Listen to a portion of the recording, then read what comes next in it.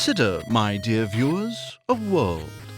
A world without money, without class divisions, where everyone gives according to their abilities and takes according to their needs. Sounds pretty sweet, no? To German poet and philosopher Karl Marx, such a communist utopia was not only possible, it was inevitable, or what he called the march of history. Though deeply influenced by Hegel, who proposed that history develops through the abstract concept of world spirit, Marx believed that it is not conflict of ideas that propels history, but rather conflict arising out of our relation to material goods that will bring history to its end, specifically our working conditions. Marx calls this historical process dialectical materialism. Initially, humanity was concerned only with the most basic acts of our species, producing for personal survival.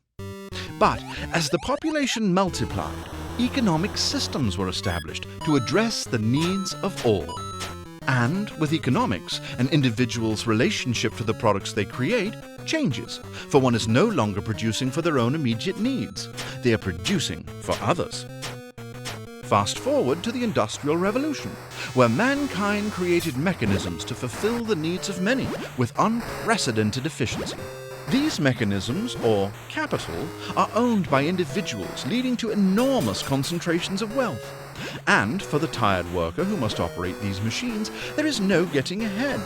For in order for the capitalist to maximize profit, he must pay the workers little more than is necessary to survive.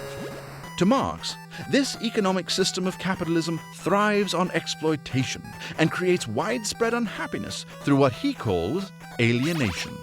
For starters, I am alienated from the fruits of my labor.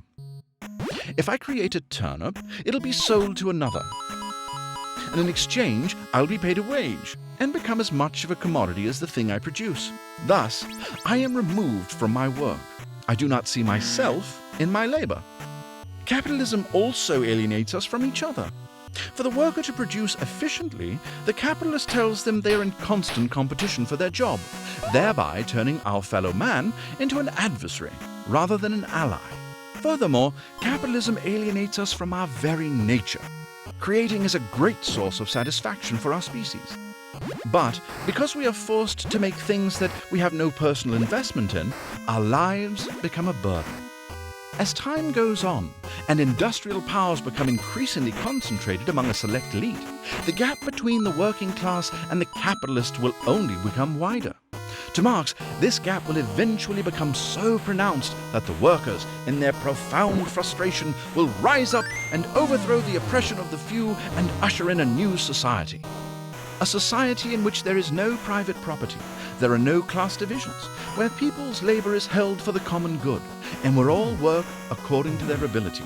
And that, my friends, is communism.